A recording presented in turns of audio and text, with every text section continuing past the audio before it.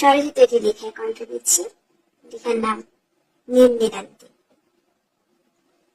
মায়াবী নীলকে আজ করেছি ধারণ, আকাশ নীলে অপরাজিত অঙ্কিত শাড়ি, ময়ূরী নিচে সুতায় মোড়ানো লজেন চুরি, কপালে গারলীদের হালকা ছোঁয়ায় আঁচল উড়িয়ে আসমান ধরার চেষ্টায়।